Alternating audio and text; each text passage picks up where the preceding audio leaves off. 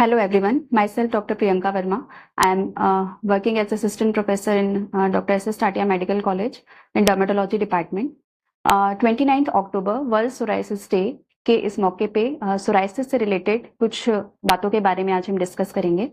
Psoriasis skin की एक बहुत कॉमन बीमारी है जो कि किसी भी व्यक्ति छोटे या बड़े को प्रभावित कर सकती है।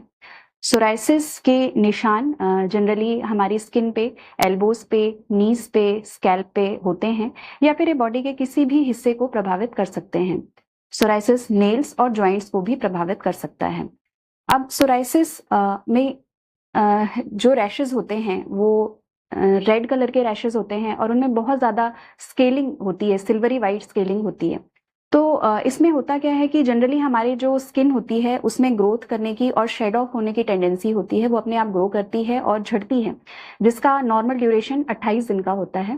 बट सोराइसिस में ये साइकिल का ड्यूरेशन कम होकर के 3 से 4 दिन रह जाता है, जिस वजह से बहुत ज़्यादा पपड़ी छूटती है और इस तरह के पैचेस शरीर में डेवलप होते हैं।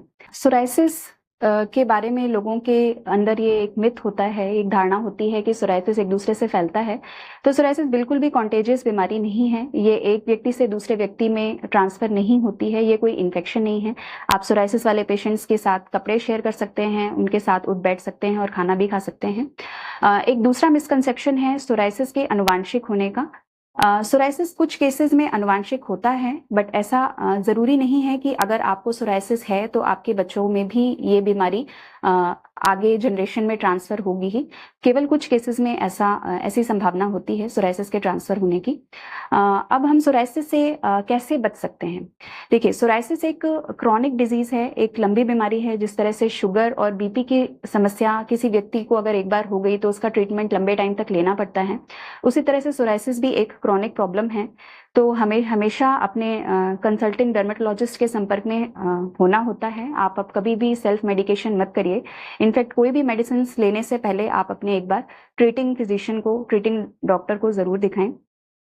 सोराइसिस के लिए जनरली कुछ ट्रिगर फैक्टर्स होते हैं जो कि इसके निशान को बढ़ा सकते हैं।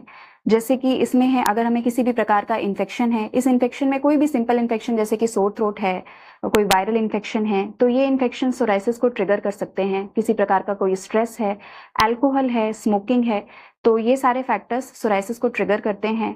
वेदर चेंजेस जैसे कि ड्राई कंडीशंस में और ठंडी के मौसम में सोराइसिस ज़्यादा फैलता है।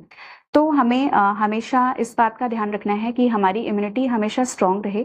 तो इसके लिए हमें कुछ चीज़ों का ध्यान रखना चाहिए, जैसे कि लाइफस्टाइल मॉडिफिकेशन का इसमें काफ़ी रोल है। तो हमें डाइट प्रॉपर लेना है, प्रोटीन कंटेनिंग डाइट लेना है, fresh fruits, seasonal fruits and vegetables लेने हैं, अल्कोहल का कंजम्पशन मिनिमम करना है, स्मोकिंग अवॉइड करना है, स्टॉप करना है।